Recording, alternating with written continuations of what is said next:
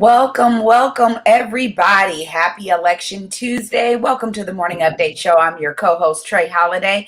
And you guys know I do this with my co-host, my jammer. There he is, Omari Salisbury. Hey, happy Election Tuesday. Yeah, Trey Holiday, how are you, man? You know, today is a big day. We've been talking about it for a while. Election day is a month. It's here. It's here right now. That's right. We're doing this, man. I mean, I'm elated. You know, there's been a lot of, I feel like, energy out there, folks, putting their ballots in. So I'm excited, man. I got the energy. You got the stuff, man. All right, so we got a jam-packed show for you today. We've got Councilmember, King County Councilmember Zahaliy. We've got my brother Chukundi Salisbury talking about Herb Vote and their efforts today to get the vote out. We also got Jessie talking about our election night coverage later on tonight.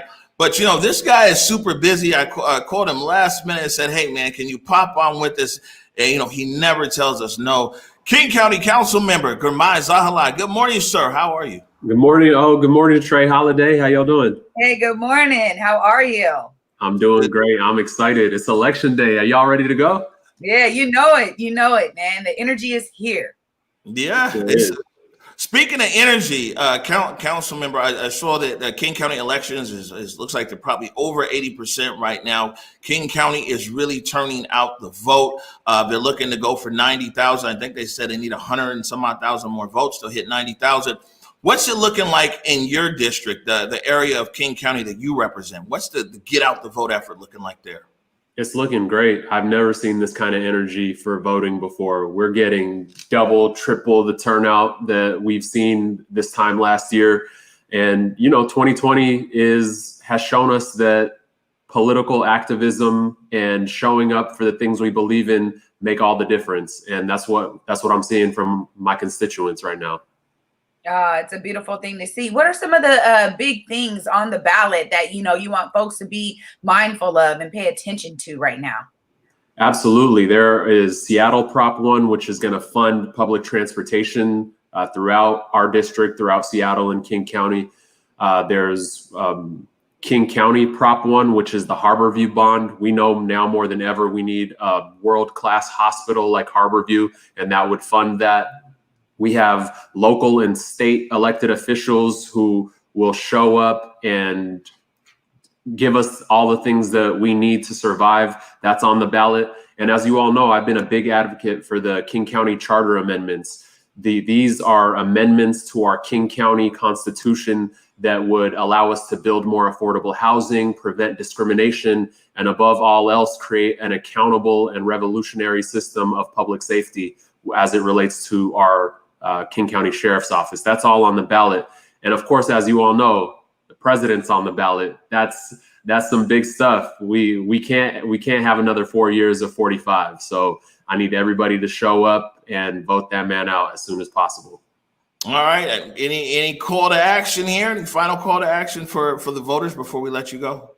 I want everybody to be part of history. This turnout that we're seeing right now, it's showing that, whether it's George Floyd or COVID-19, generations of unjust and unsustainable policies have impacted our communities negatively and continue to harm us today. So our vote is one of the many tools in our toolkit to create the change we want to see, to create the better world that we want to see, so we don't have COVID-19 ravaging our communities, so we don't have another unarmed Black person being killed by police. These are all things that are on the ballot. So show up, vote, turn it out the vote, tell your family members, tell your friends. It's time to get active right now. All right, King County Councilmember Zahaliy, thanks for joining us this morning. My pleasure, everybody. See ya. Man, Council, he stays amped though. You see these videos? He made his video about voting, this and that. Like, dude's like, he be lit when it comes to the vote. Yeah, I love this charter one, and honestly, that's what we need. I love seeing our young elected officials, the ones that are coming with some different energy, coming with some new approaches. It is really invigorating, to have folks like, Zahaliy, in our county, really holding it down and showcasing a new way to bring information out to the public. I thought his video was very captivating, and it brought the information that I needed to know in terms of the charter amendments. So excited that, know, that we have folks in our district that are doing some innovative measures to get information out there. It's important. All right. Speaking of innovation, this is King County Elections, man. King County Elections, they got the live camera up there. You can go to their website. This is the signature verification station right there. They got about 6, 7 different cameras set up down there in King County Elections. They're on the grind. They're getting the vote out. Speaking of getting the vote out, let me bring in the big fella right here. Where's he at? Where's he at? Hey, it's my brother Chukundi. What's up, Con? Yeah, we're talking to you. Hey. Hi, How y'all doing? Happy Tuesday, brother. We're doing good over here, man. Tell us what's up. Yeah, we can hear you. What's Herb Vote doing today to get this vote out? My bad. Listen, I'm out here at the bus stop, though. We're getting it in. I can't hear y'all right now, but I can. I'm sure you can hear me. We're out here on the corner of Martin Luther King and Graham and Herb Vote, along with Urban Family Southeast Network, and as well as King County Equity Now.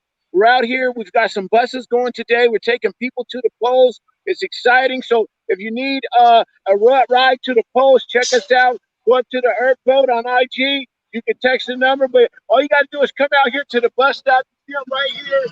And any bus stop along Martin Luther King or Rainier or 23rd, we got the tour buses going. And let's go. Let's go.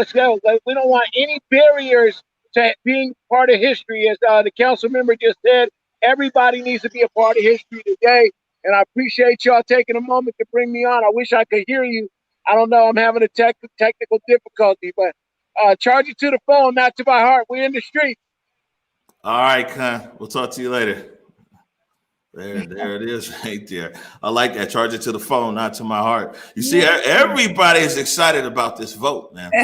Absolutely. I mean, at the end of the day, this is historic. I mean, what we're hearing, Chukundi say there, what we heard Zahaliy say earlier, this is historic. People need to be a part of it, man. I can't believe these numbers we're seeing.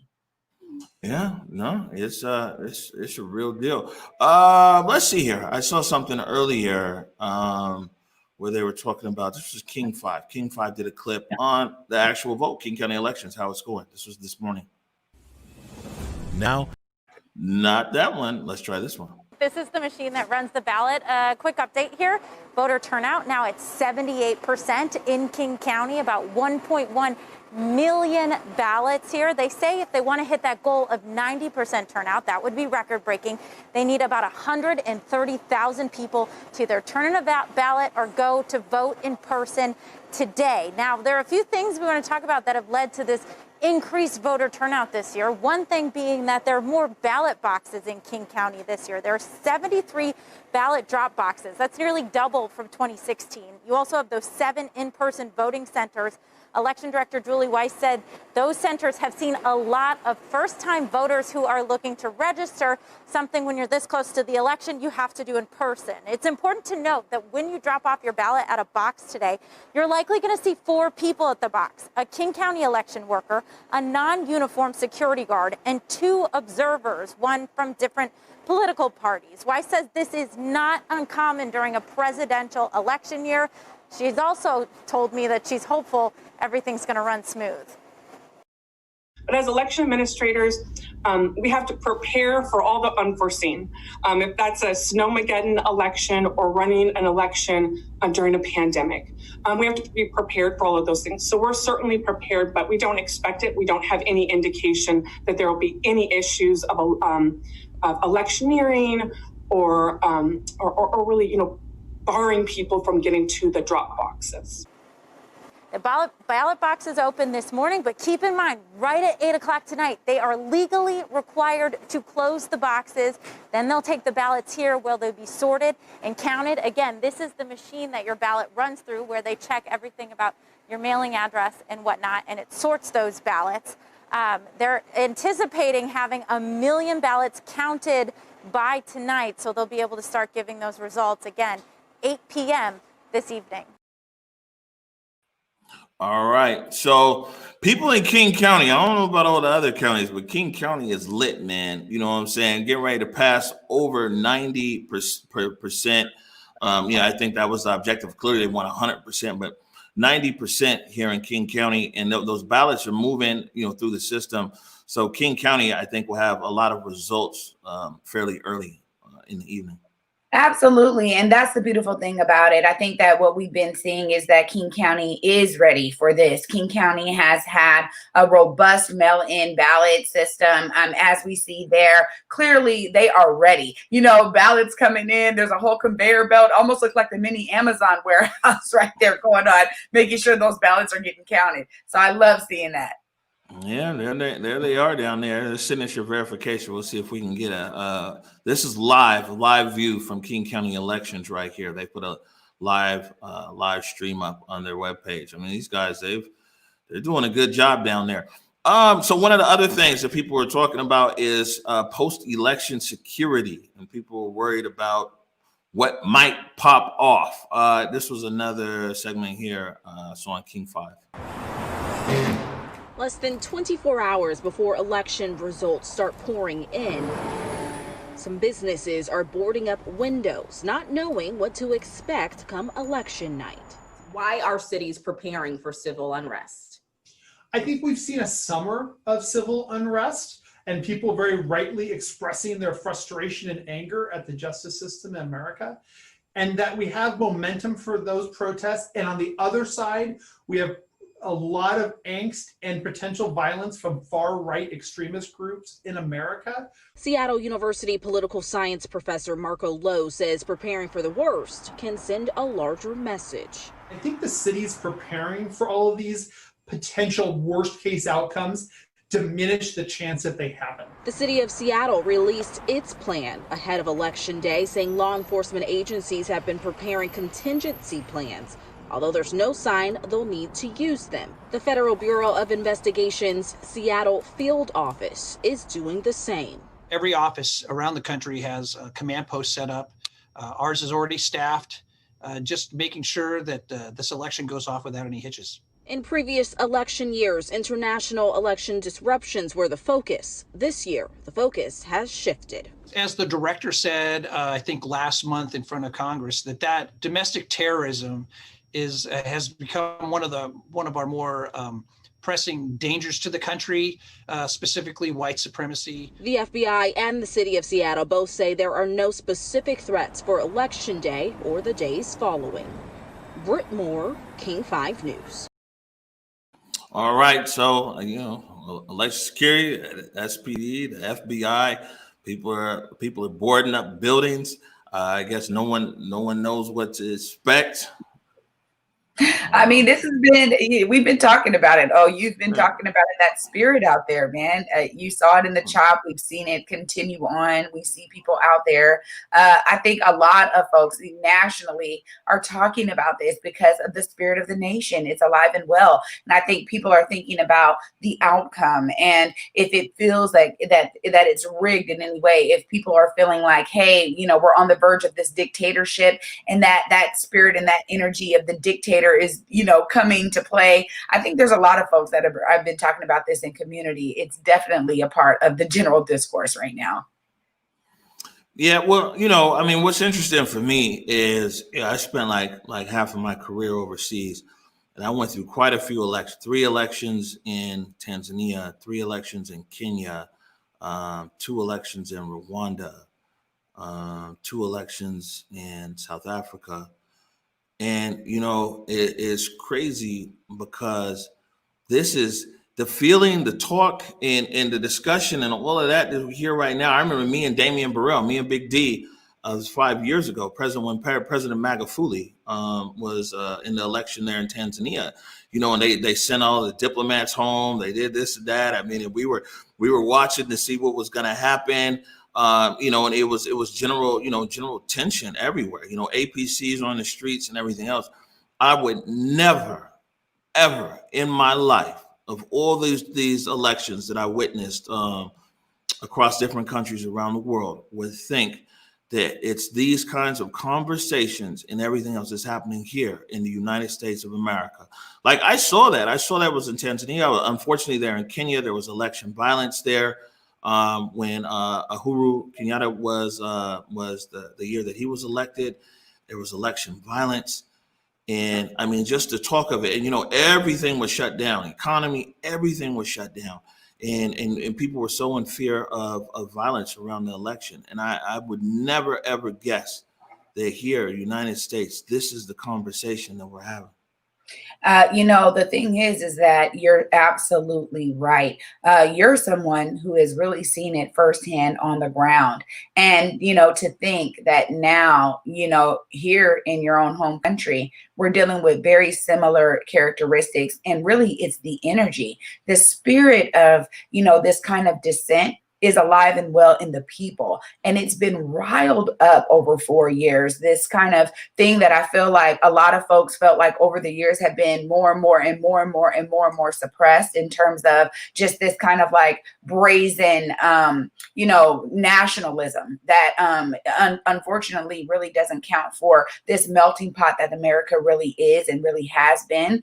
And that's really what a lot of folks are speaking to. So it's something that I think another reason why we're seeing these unprecedented numbers going to the polls so early, while we're seeing these large numbers all across the country, people waiting in lines for hours. It's because they really want their vote to be counted. All right. I spoke to it was real quick yesterday. They did briefings for media. The OPA Director Meyerberg yesterday. And so we've got a lot of feedback from community. They want a lot more information out of OPA. So we're planning to have a full-length interview with the director probably next week. But in regards to yesterday, I had about 2 minutes to talk to the director. They put some stuff out on Twitter saying they were going to have people from OPA on the ground. I hit up OPA Director Meyerberg. He hopped on. Just a quick interview right here with him talking about OPA's plan. And he also said that they've been encouraging SPD to change their tactics. All right, here with OPA Director Meyerberg. Thanks for catching up with me today on last minute notice. I saw this on Twitter. It says OPA will be monitoring SPD's approach to election related demonstrations. We have investigators and supervisors on call and ready to respond to potential misconduct and process complaints. Director Meyerberg, please tell us about it. Thanks, Omar, for having me on.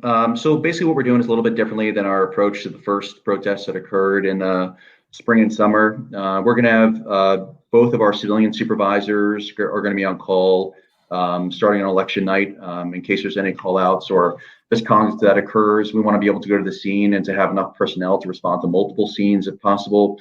We're also going to have 3 investigators that will be on call to do the same thing. I'll be out there starting at around 7:30, and I'll be there through the night to observe as well. Wow, the director's coming out. I'll be there. I'll be looking for you. Yep. You'll find me there. What is it that you want people to know? I know that today we got a very short amount of time. I hope to be able to follow up with you probably next week. Wanted to have a more in-depth conversation on a few things. But in the short amount of time here, what else do you want people of Seattle to know about the protest? I know there's a few things in there about the protests, about OPA's oversight. Anything else? Yeah, so I'll just keep it really quick. I'm sorry. What we're hoping is that we hope that it will be peaceful. Obviously we hope that that people will be safe, will be careful. We've been doing a lot of work with SPD or talking to SPD about other tactics that they could use. We've been encouraging SPD, and we're encouraged by what they're saying is that to be more standoffish, to not engage directly with demonstrators, to not create barricades, to not create artificial lines. We want to have as much de-escalation as possible to ensure that there are no conflicts. So we're hoping for the best, but like usual, we'll be prepared to respond to if things don't go as well and to investigate any cases that flow from it. Right, and for people who do need to reach OPA, if they do want to file something, what's the way for the public to be able to reach OPA? Yeah, so the best way to do it, I would say email us at opa@seattle.gov. You can contact us via phone. We're going to be having admins to cleaning out our inbox for messages to take as many calls as we can. You can submit online complaints on our website, but really, you can contact us in any way, but I think email, phone, and web forms on our website are the best ways to do it. All right, Director Meyerberg, thank you for your time. Thanks, Omar. So OPA Director Meyerberg right there. And like I said, there's a lot of different people want a lot of answers out of OPA. So we're planning on and really discussing some in-depth stuff with him next week. But as far as protests or potential protests for this evening and the next few days, what he's saying is that OPA is going to be there on the ground observing. He's also saying that SPD is trying out some new tactics. And so, I mean, we could see. Let's see what happens. Right. Another thing for us to be, keeping our eye on. But I will say that, again, I think that this is, I don't want to say, this is my opinion. I feel that what they're doing is really responding to community concern. What we've been doing right here on this platform is really trying to hold OPA accountable. I mean, you are the office of accountability. And so I actually like that they're taking a different approach. All right, we're going to take a short break right now. When we come back, we've got Miss Opinionated, Julia Jessie. She's checking in with us. She's going to be talking about tonight's election coverage right here on Converge. You're watching the Morning Update Show. My parents coming over here as refugees meant that they didn't really have anything when they came to America. Having reliable healthcare and having a reliable doctor was really important. 共同鼓队, jam ite鼓队. 我的社区，我的诊所。Mi comunidad, mi clínica. بلشدة هي بقارها. My community, my clinic.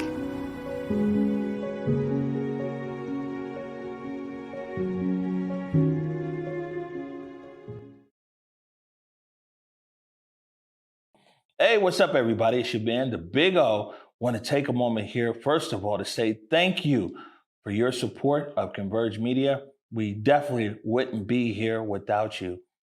Secondly, I want to thank everybody who is a supporter of Converge Media on Patreon. We definitely appreciate your support.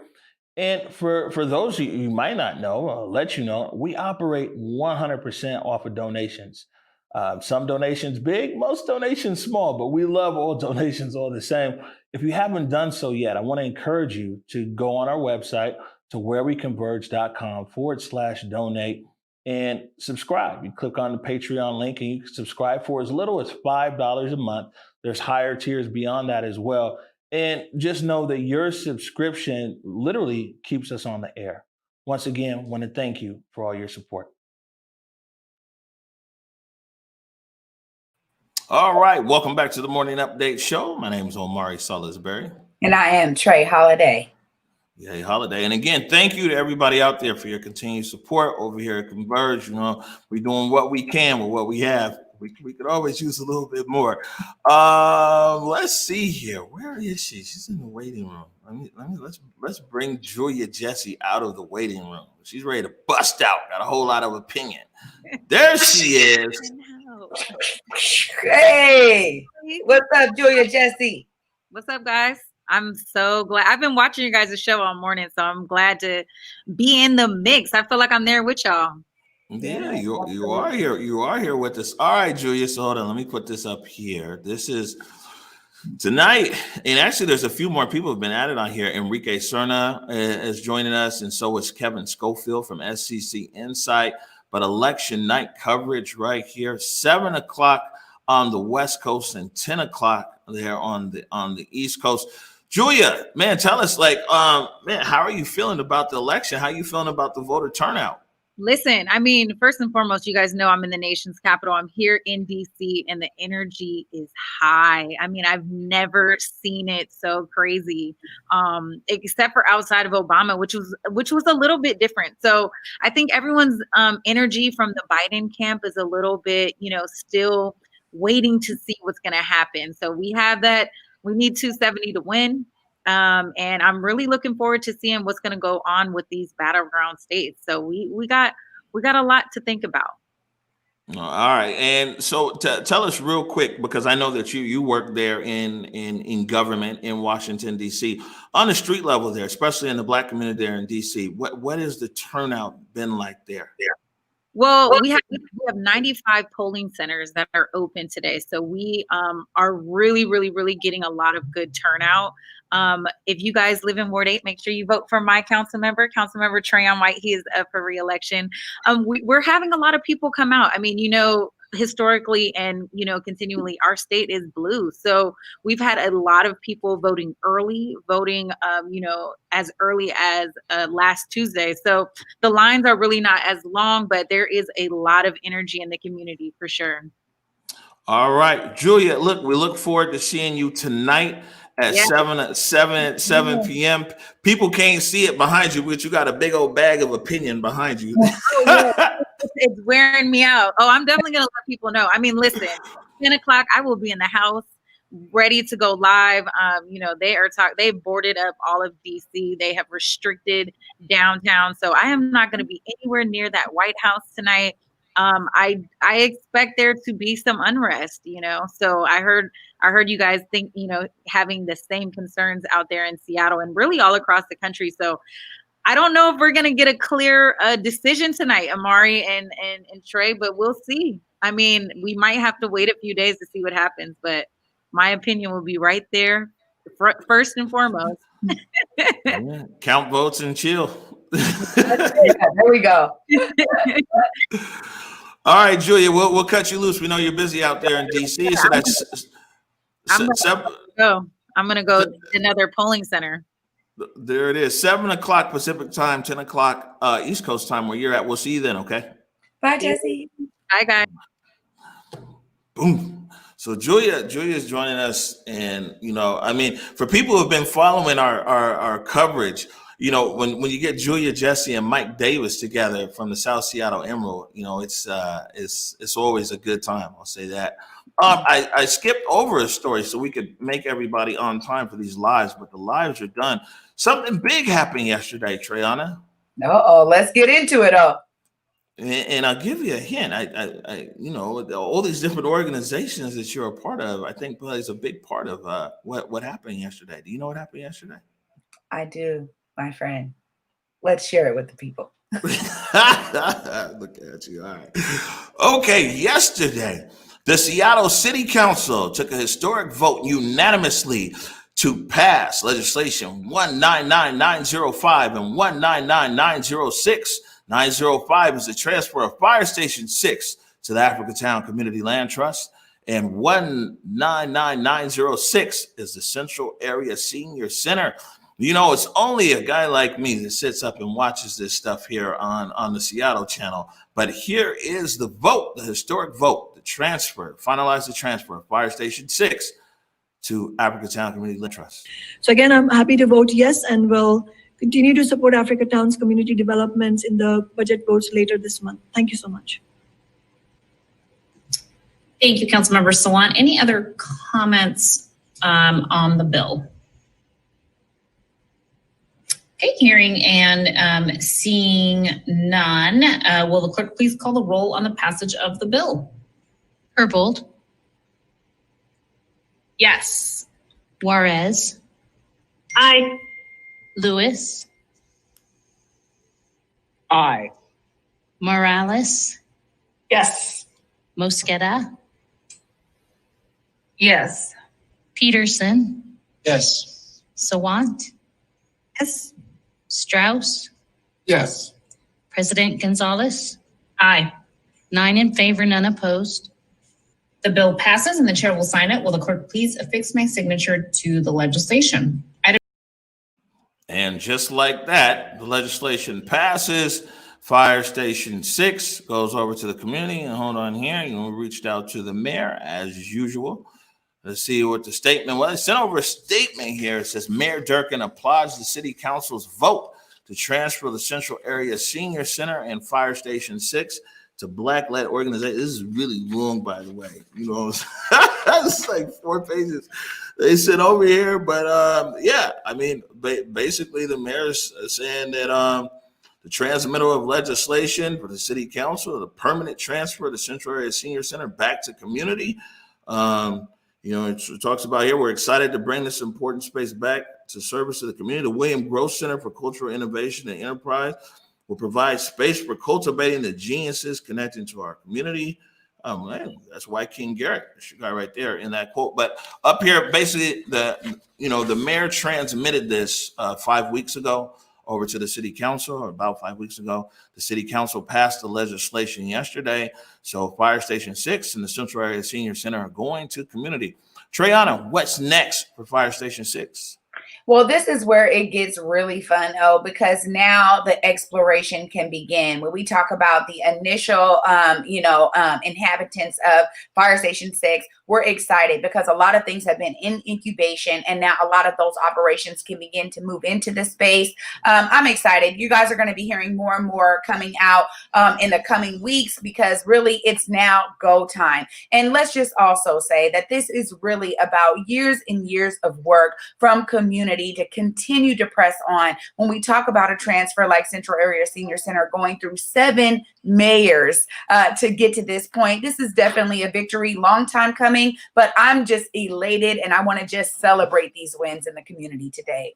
Beautiful wins. All right. Speaking of celebrating, we're going to take a short break right now. And when we come back, we have episode number 1 in the Chop Artist series, directed by Alia D. Alessandro. And today's is the Martial Law Band. You are watching the Morning Update Show. Hey, what's up, everybody? It's your band, the Big O. Want to take a moment here, first of all, to say thank you for your support of Converge Media. We definitely wouldn't be here without you. Secondly, I want to thank everybody who is a supporter of Converge Media on Patreon. We definitely appreciate your support. And for those of you who might not know, I'll let you know, we operate 100% off of donations. Some donations big, most donations small, but we love all donations all the same. If you haven't done so yet, I want to encourage you to go on our website to whereweconverge.com/donate and subscribe. You click on the Patreon link and you can subscribe for as little as $5 a month. There's higher tiers beyond that as well. And just know that your subscription literally keeps us on the air. Once again, want to thank you for all your support.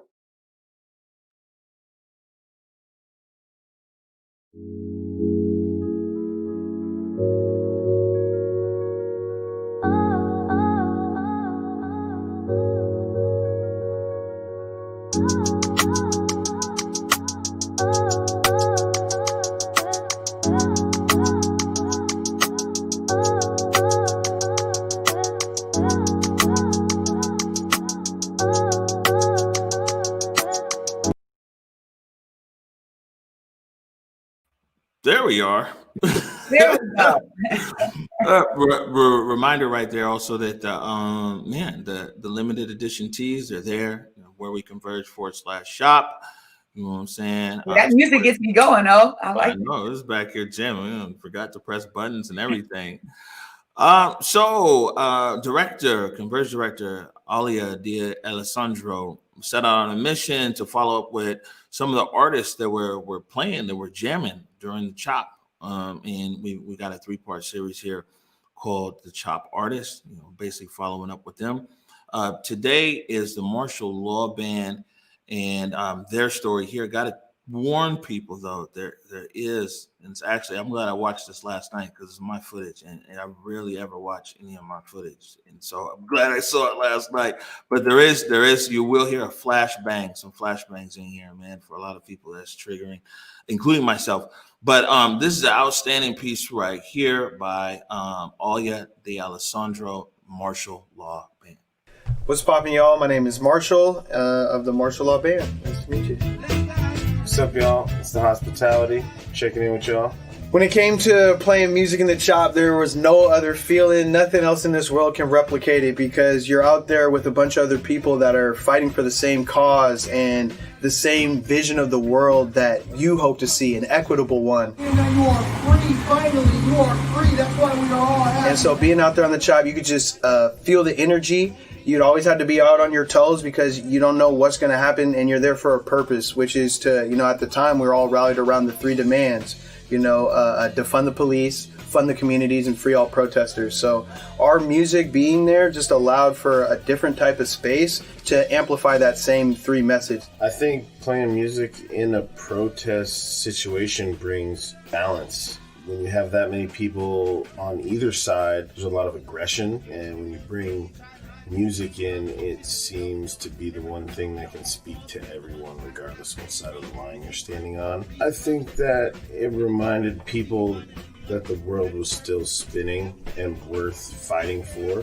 What I can say on the mic and through our lyrics and what he can play through his, rhythms, you can't always do with the bullhorn in the midst of chaos. So for some people, they really enjoy and are passionate about being a part of that frontline contention standoff with the police. For other people, that may not be where they feel they can thrive most within the movement. So we set the example of like, yo, we're going to bring our art to the resistance. That's how we resist. Not everybody has to be one way. We can accomplish something. Different arms working towards the same thing is going to be easier work. We didn't have a safe zone or anything to go and like create from. There was no established place.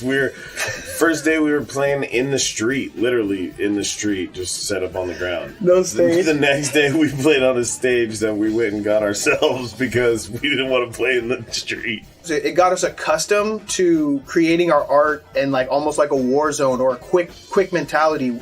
We're playing 4-hour sets. It was really hard to get other artists to come out there for a multitude of reasons, you know? And so we're playing 4-hour set. By the 3rd day, my throat is swollen. J-Mo the Bird's throat's swollen. We're all aching. They were training at the... Tell you, man, we're halfway down the middle of the street. Okay, let's begin. Go up against the wall over here. Okay, Bobby. And this is just surreal because the band is playing and martial law is over there jamming. Like there's a crowd. So at the same time, on one end of the block, there's rubber bullets and flashbangs. On the other end of the block, watch out, Eric. On the other end of the block, there's martial law and the martial law band. That's one end of the block. The other end of the block, there's the National Guard, rubber bullets, pepper spray. So, a lot of people talk about that last night before the police, vacated the East Precinct. They call it the Battle for the Hill. But basically, like you said, there's tear gas, rubber bullets being shot in our direction, and the protest line was just kept getting pushed further and back. And I just remember people sprinting up to me on the stage like, yo, they're not going to stop. And I just told them like, yo, we're not stopping either. Like, no matter what the consequences are, we're not leaving this stage. And if y'all want to leave, you can leave, but we're staying here. And man, we have people sitting down. We have people like really like. But like, where are we gonna go? Like, we have sound equipment, a stage, drum sets, like gear. Like, we're not going anywhere fast. It takes us 3 hours. You know what I'm saying, to get out of there. So like, it's not happening. We're not running anywhere. So like, if we're gonna be shot at by police officers that we pay taxes to pay for playing music, then I mean, so be it. When there was no putting on for the forgotten, mercy on my soul, and now I'm popping and polished. By far, anybody that was there, anybody that saw that, we knew that we were willing to pay whatever price was necessary to make a stand that night. And that was the night, heard around the world, and that will always stick in our lives and in our art. So that's what 12th and the Pine is all about. If you listen to that last track, it's called Cleos, and you can actually hear a little snippet of Converge Media's live stream. Man, 12th and Pine coming out on October 23rd. You should get it. You should share with your friends. And stay strong. Remember, you've been fine all along, just the way you are. Breathe and sing along. The journey's just begun. One day we'll all be one. Tell them, son.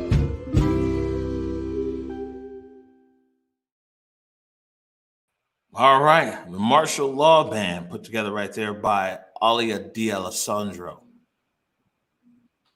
Such a great product. And again, I love seeing, and hearing from the artist in the chop. I think it's such a great and unique voice, honestly, and represents so much of what I've heard from so many artists. When you talk about how there was an explosion of visual art, there was an explosion of musical art, and really the spirit of the two are so intertwined, because they were like, look, we knew we had to get out there.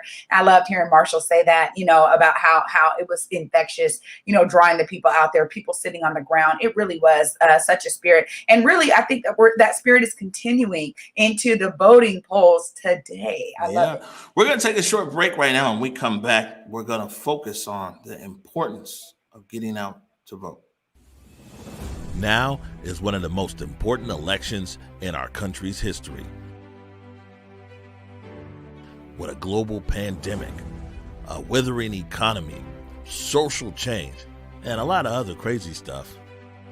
If you already voted, congratulations. If you haven't voted yet, get up, get out, go vote, and play your part in making not only our city, our county, our state, but our country a better place. Nobody likes an uninformed voter. Make sure and take your time to read through the issues on the ballot.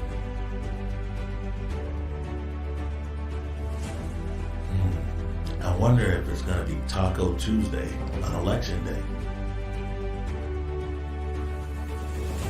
Completely fill in the oval for each race using only black or blue ink pen. Vote all columns, both sides, and all pages of the ballot. Skipping a race will not invalidate your ballot. To prepare a ballot to send, place voted ballot in the secrecy envelope and seal the envelope. Sign the voter affirmation on the return signature envelope. No! Don't be like this guy. Make sure your vote counts by following all proper guidelines in preparing your ballot. Yeah! Yes. Why didn't I see my brother's name on the ballot? On a serious note, and on behalf of all my colleagues here at Converge Media, get up, get out, go vote.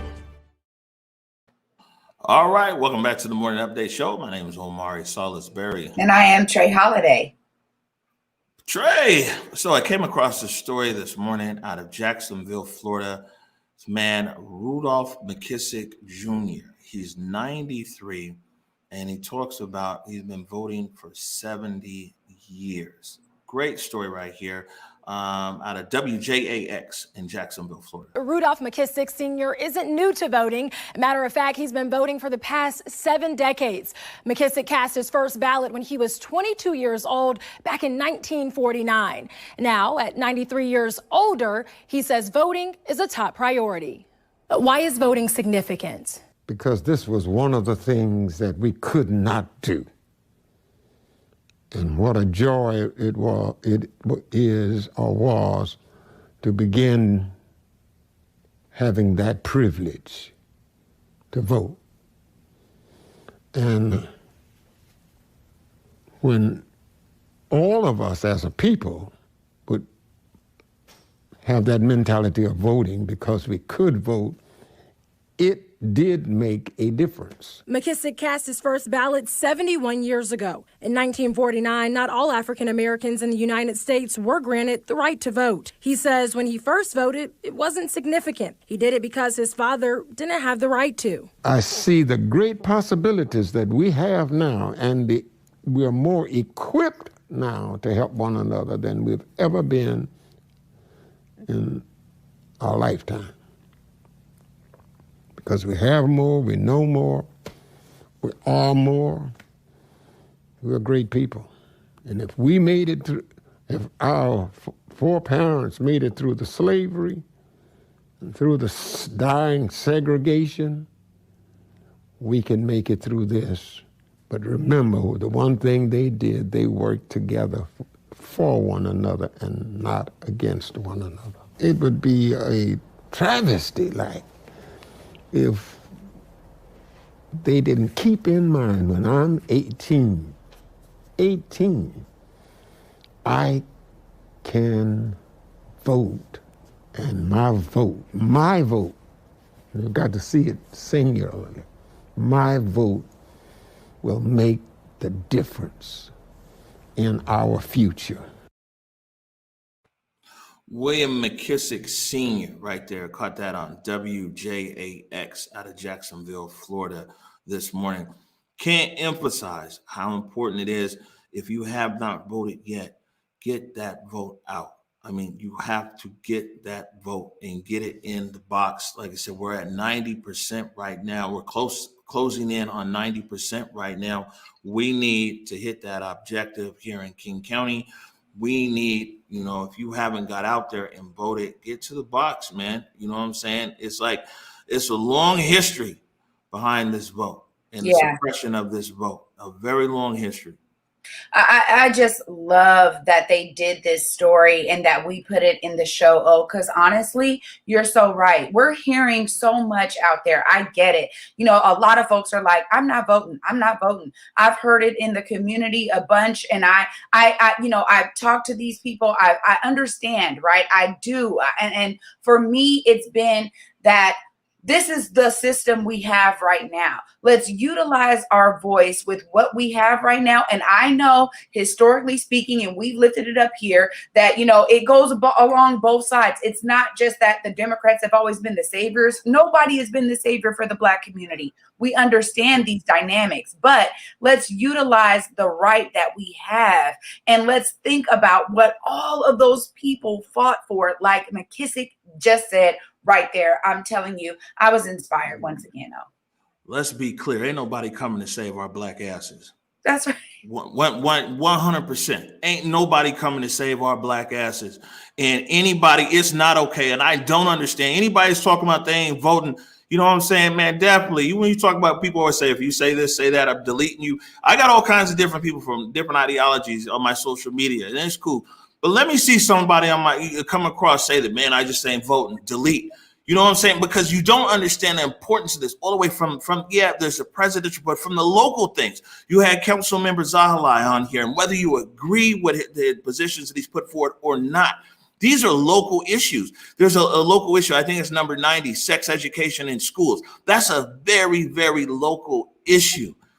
Proposition 1, transportation, that's it's a tax, but that's the tax that's already there. But to keep the tax there, that's the Orca card. Give kids Orca cards on the buses. That's a very local issue. So it's just real ignorant for anybody to be like, man, I'm not going to vote for whatever. Don't you care about things that are happening actually in your neighborhood?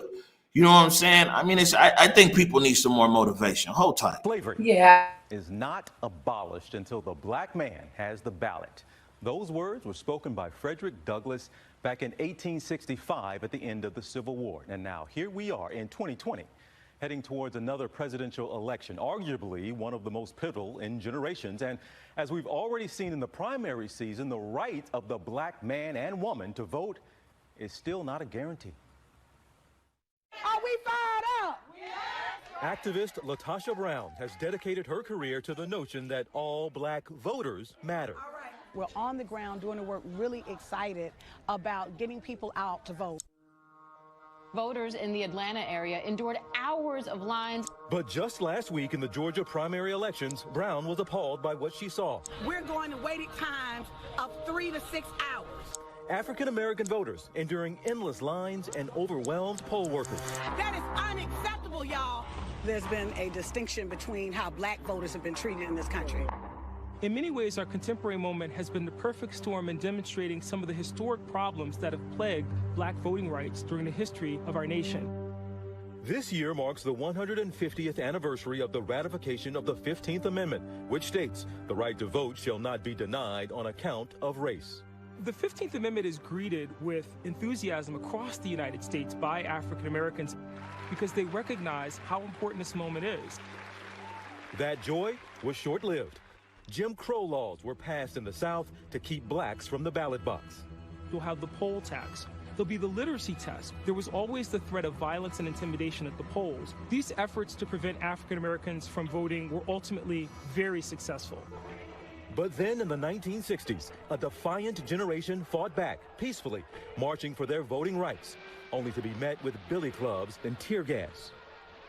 This country was worth living for, fighting for, and dying for. For civil rights icon Andrew Young, the violence endured on the historic Selma to Montgomery marches was worth it for their big prize, passage of the landmark Voting Rights Act of 1965. Is that something you had on your mind in Selma? We were willing to die because we knew this country needed a Voting Rights Act to empower each and every citizen so that the will of the people could become the reality of our nation. But new generations of black voters say those hard-earned rights have been eroded by efforts to suppress their vote. Everything from voter ID laws, the purging of voter rolls, and the rejection of absentee ballots. There's a constant attack on the civil rights of black voters in this country. That constant attack, felt on so many fronts, has pushed 2020 to an unprecedented tipping point. Voting, choosing leaders, becoming the highest priority for change. I'll be honest with you. We've earned this right. Earned this right. You know, earned this right. And people think that it's in voter intimidation right now. Go ask Big Mama and them when they was going and voting. You know what I'm saying? All these years, 100 years of the right to vote, but voter intimidation and everything else there. Like you said, literacy test, poll tax, grandfather clause. There's not been a time when the vote has not been suppressed in this country for black people. It's just the technology has changed. And you know what, man? You got to have courage. Don't be weak now. You know what I'm saying? Our parents wasn't weak. Our grandparents wasn't weak. Don't you be the weak link now when you got it so easy and everything else. Don't you be the weak link. Get your ass up and vote. If you haven't voted today, get your ass up and vote. And if you don't have no other reason to get up and vote, vote for the people in your family that couldn't vote. Vote for the ones that got suppressed. Vote for the ones that got beat down. Vote for the freedom riders that was killed down to registering people to vote. You don't have no good excuse not to get your ass up and vote. Oh my God. And I love it that you have the No Excuses t-shirt on today. You're absolutely right. There's no excuse when we look at the historical context of what so many people in this country have felt as voter suppression, have felt as rights. I mean, literally fighting for what should be your rights that are given to you because you're a human being in this country. I am telling you right now that I'm so fired up because I think that what we're seeing is unprecedented numbers. Those in the past who have felt like it was not for them to vote, I think we're seeing them come out. We're seeing so many young people come out. So you're right. That is a very small voice, and we want to squash that voice because ultimately let's use whatever method we have right now and let's think about how our people fought for it. Absolutely. Oh, no excuses. Well, we played with blood. 100%. We played with blood. You know, I mean, man, it's incomprehensible to me. If for no other reason, you honor your ancestors that came before you and put up with this bullshit, this nonstop voter suppression, nonstop trickery. Look down there in Houston, they want to throw out 127,000 votes because today they used the court. 100 years ago, they used the shotgun. That's right. It's the same game. You know what I'm saying? Stand fearless. That's right. That's right. And that's what they did. And ultimately, that's what we need people to do. I love how she said, it doesn't matter if you got to wait in line for hours, bring a snack, bring a water bottle, be prepared, be ready, because people have always been ready. And it's people. This is the growing voice of the people that even allowed this act to even take shape and root in this country. It wasn't, and that's why I'm glad that they explained that. It wasn't the eradication of it. It wasn't the amendment. It was literally that they had to continue to fight. They had to continue to protest. They had to continue to ensure that their voice would be heard. I love that because that spirit is alive and well today. We will continue to ensure that our voices are heard. For all of you who are thinking that you should not be voting, I'm telling you, I'm with O on this one. Get your butt up and vote. And if you in Martin Luther King County right here, where we got one of the most easiest voting systems in America, you better vote for them brothers that's sitting out there in 7-8 hour lines in all these other places across America where they're trying to beat them down. They're trying to beat them down. They're trying to wear them out, but they're standing firm. Man, I promise you, look, tonight, 7 o'clock, 7 to 10 is a local, it's election coverage.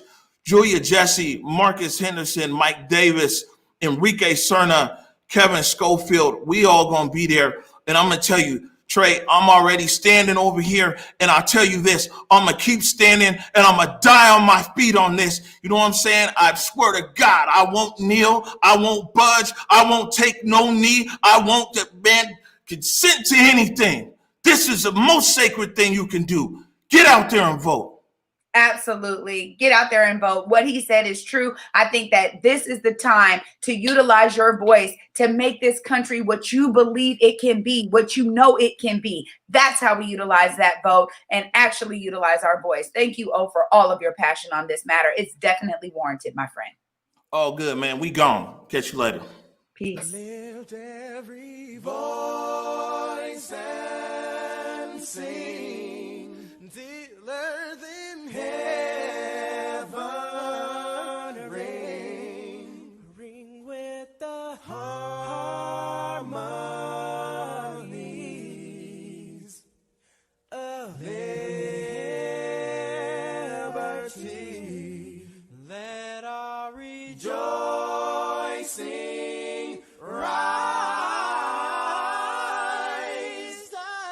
as the listening skies. Let it resound loud as the rolling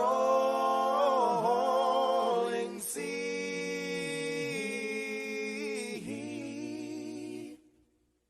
Sing a song full of the faith that the dark past has taught us. Sing a song full of the hope that the present has brought us.